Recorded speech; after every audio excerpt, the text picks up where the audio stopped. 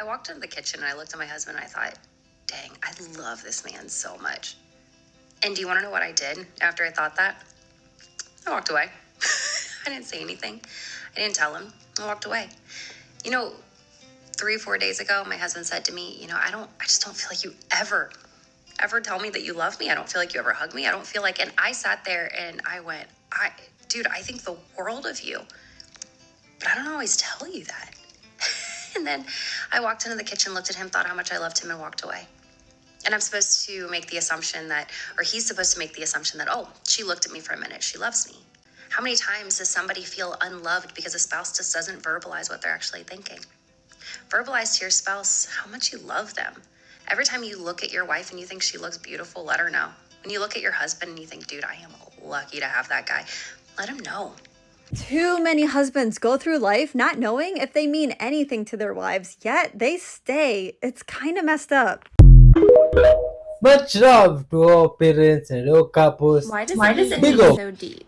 Well, you see, once Mwanguzi finishes digging the 50-foot hole, it is covered with a slab of concrete which little holes are put into. Then walls are constructed and it's made into a latrine. From there it's used like an ordinary outhouse, so the deeper the hole, the longer it will last. That video was posted a year ago, but here's what the latrine looks like just a couple months ago in September. It's been great. The problem is, we've got too many people for just one latrine. Although the school started with 6 students, it now has more than 80. So 4 bathroom stalls just aren't enough. So we brought Mwanguzi back to clear us a spot for another latrine. This one he would also dig by hand 50 feet deep, but it's going to be even bigger than the first one. Watch how far he throws the dirt up over his head. Then he gets to the point where he has to have someone help him reel it up bucket by bucket. As soon as the hole is finished, it gets covered so that nobody has a 50-foot fall. And then some walls are constructed, and then the individual stalls are added. This new one is going to have 6 instead of 4, for a grand total of 10 restrooms for the students and staff to use. But if the school continues to grow at this rate, we're probably going to need another one next year. Hopefully here, because we're dreaming of adding a secondary school, so that Ebenezer can educate all ages of students. We are currently working on obtaining this piece of land for that expansion, so stay tuned. Oh, that's wonderful. We use such latrines here. There are many. They're not dumb, guys. They're not dumb, guys. Paint everything blue to avoid dew, guys. Paint everything blue to avoid dew. They're doing it, guys. Paint everything blue to avoid dew. Oh my god. Ha! What do you think about that? Scientists potentially found an ocean of water underneath Earth's crust. Kind of. There's evidence that there's huge amounts of water 250 to 400 miles beneath Earth's surface trapped in the rocky mantle between these 2 layers, so right here. It's possible that there's so much water here that it could be up to 3 times the amount of water that's in Earth's oceans. But this water wouldn't be the same. Don't imagine an actual ocean down there. This water would be trapped in minerals, in rocks. It's not liquid because with 400 miles of Earth on top of it and extremely high temperatures, water molecules split and bind into minerals' crystal structures. What I'm saying is the water's in a really weird form. It's not liquid or water vapor. It's trapped inside the molecular structure of minerals. And there's evidence of this in seismic data from rocks melting in the mantle. And because a volcano in Brazil shot out a piece of ringwoodite from 400 miles beneath Earth's surface, and that had solid water bound into it. And scientists don't know if this is everywhere, but there is evidence especially for large amounts of water underneath North America. So there's not necessarily an ocean of water underneath Earth's surface, but there could be an ocean's worth of solid water bound into minerals. And that is very cool. Very cool indeed.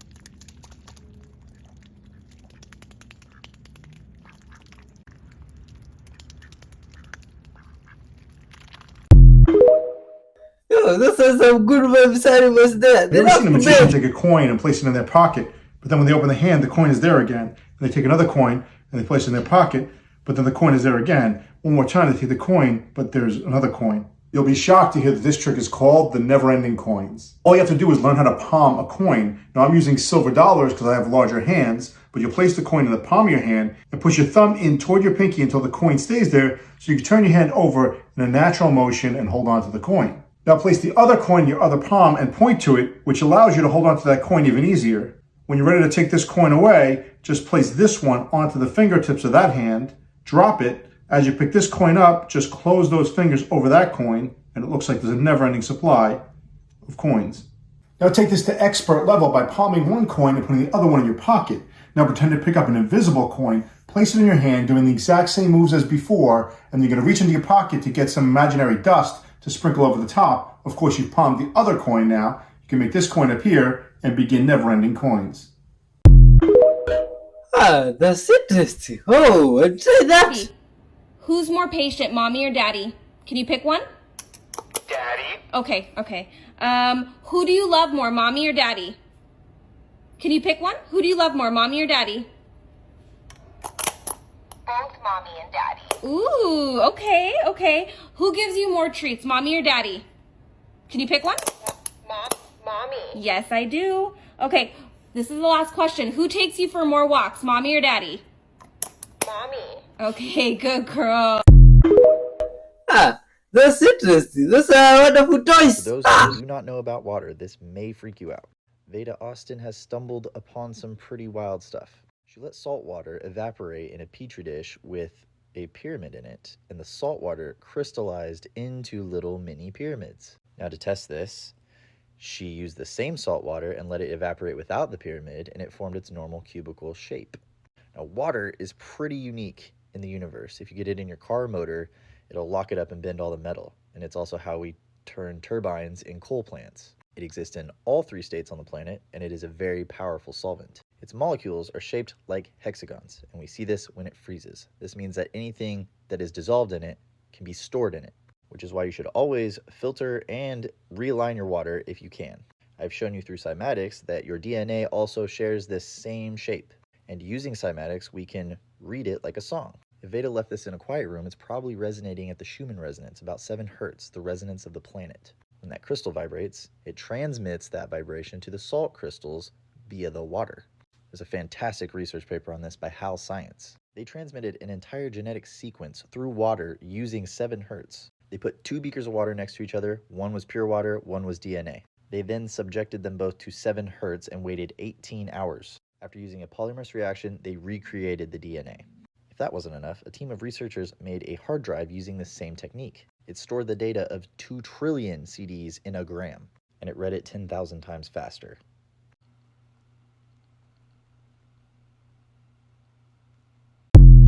Of information that sounds useful. What do you think A about spider it? also has great secrets, because spider silk thread is pound for pound stronger than steel, but completely elastic. This journey will take us all the way down to the nano-world. The silk is 100 times thinner than human hair. On there is bacteria, and near that bacteria, 10 times smaller, a virus. Inside of that, 10 times smaller, 3 strands of DNA. And nearing the limit of our most powerful microscopes, single carbon atoms. Oh my god, I didn't know that Should was you that put a big. full stop or period after Mr. and Mrs.? In British English, the answer is no. You write Mr. like this, without a full stop after it, and you write Mrs. like this, without a full stop after it. However, in American English, you do put a period after Mr. and Mrs., so Mr. looks like this, while Mrs. looks like this. Okay, send Bible, Mrs. and Following Mr. footage is of a family who went out on a fishing trip. This was reported to be in the Gulf of Mexico. It was a normal day until the father records what looks like an unidentified object falling from the sky. They decided to go in and investigate and take a look at what they found. Could this truly have been a UFO falling, or was this something else? You're gonna have to tell me.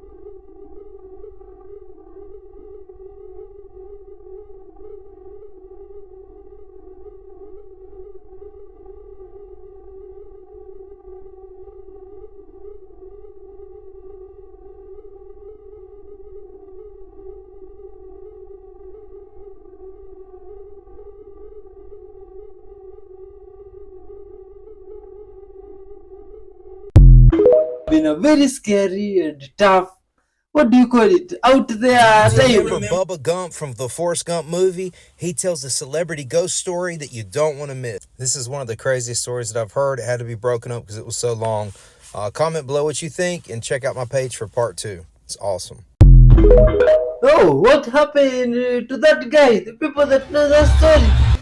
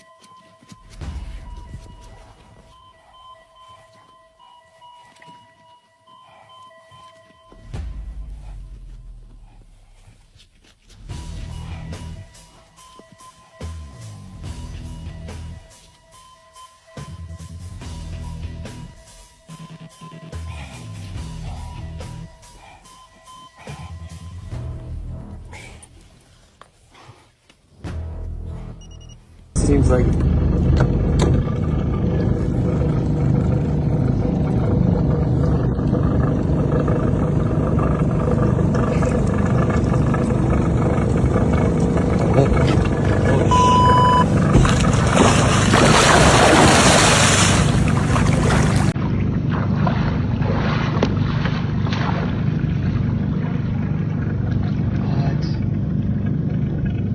that's gnarly.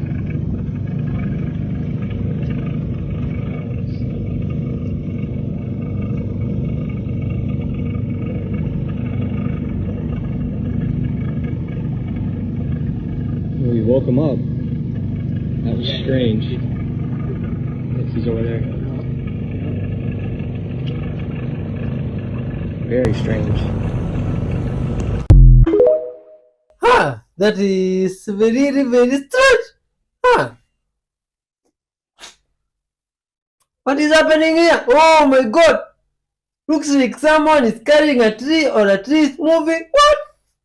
Fastest growing things in the world. Fastest growing religion, Islam. Fastest growing economy, Guyana. Fastest growing YouTube channel, T-Series. Fastest growing fruit, strawberries. Fastest growing industry, healthcare. Different countries and what they produce most of, part 4. United States, cigarettes. Mexico, beer. United States, food. France, electricity. Saudi Arabia, oil. Brazil, beef. Things that are forbidden across the world, part 2. Valentine's Day, Iran and Saudi Arabia. The movie Avatar, China. Weird baby names, New Zealand. Time travel films, China. Spanking, Sweden. Unknown facts about history's most famous people. Genghis Khan had over 500 wives. Abraham Lincoln was a professional wrestler before becoming president. King Tutankhamun died at age 19 and the cause of death is unknown. Albert Einstein was a terrible driver and often failed his driving test. Michael Jordan was cut from his high school basketball team. Top 5 oldest countries in the world. Ethiopia 980 BCE. China 2070 BCE. Afghanistan 3000 BCE. India 3300 BCE. Egypt 6000 BCE. The color of clothing that you wear will change your vibration. First off, you should always be wearing colors that are arranged to your zodiac sign. But if you want to be a true badass motherfucker, you need to be wearing black. Black harnesses all the energy from anywhere you go. Now, if you're a big old puss and you can't handle that energy, do not wear black. Wear white, it will repel all energy. Ah, would you want to attract or repel? Okay, this is how I wish somebody had explained manifestation to me like years ago. So let's talk about how to manifest your desired reality and do it fast. Okay, I wish somebody had explained it to me like this because I think this helps clarify a lot of things. So first of all, I want you just to like kind of zoom out and take the observer perspective of where you are now. This is you today. And you have your thoughts that you're thinking today about yourself. You have beliefs, conscious and unconscious beliefs. You have, which all makes you feel a certain way about yourself and makes you feel certain emotions. This is your state of being. State of being. Generally, you have a state of being. Okay, here we go. Now, what this means is this is putting out a certain frequency into the universe based on how you feel. And as we know, like attracts like. So if we're putting out thoughts like, I'm worthless, I'm not deserving, I'm not meant to be successful, we actually attract negative experiences, and we start to build proof and evidence, and we say, see, look, I told you I'm not worthy of this, I'm not deserving, I'm not meant to be successful. And we start to build this proof, and we say it becomes even more entrenched into our beliefs because we're building this evidence. And this is putting out a certain frequency. As we know, everything is energy. And so this is putting out a certain frequency into the universe. And if we play this out like years down the line, this is the path that we have chosen. And that is going to take us all the way to a certain destiny. Let's call it destiny number 1. Because you don't just have one predetermined destiny. You actually get to choose your destiny. You don't have to play the cards that you were dealt. You get to change the game, okay? At any point, like today. So today, you are going to change, create a change. This is often brought about by a certain catalyst, like sometimes people reach rock bottom or they have an event in their life that actually like inspires this change, but you can consciously choose today to change and to make a decision, to decide to change your thoughts, beliefs, which will impact the way that you feel. And that is going to change your frequency. And that is going to change your destiny. Because as a result of your frequency changing and the energy you're putting out, the actions you take change. The choices you make change. And this leads you to destiny number 2. And you can decide, what do you want this destiny to look like? What do you want this destiny to be? Now, if you want to get here, the first thing I want you to do is visualize this future version of you who has your desired reality. Okay? This is the future you want. Future you. Now, this person has the successful business you want, for example. Okay?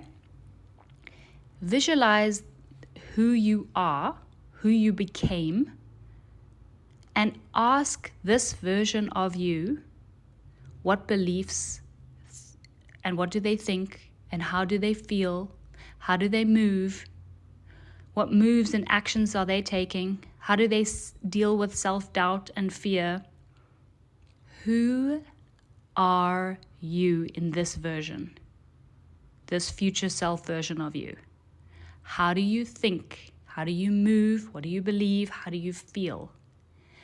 And start to feel this today.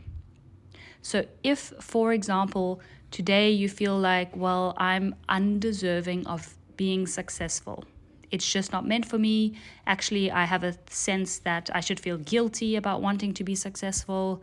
Or, maybe I just don't feel like I have what it takes to get here.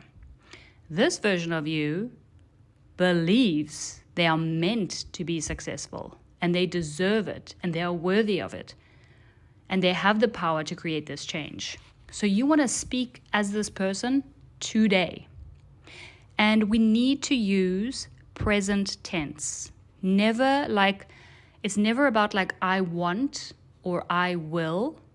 It's always about the present tense, because the universe only understands present tense. Okay? If we say I want, I will, I wish I have, it doesn't work. It has to be in the present tense. So, I am deserving, this is one I like to use, of being, because this is always about being, who you become in the process. You're becoming. I am deserving of being successful. You're successful. And I have the power to make it happen.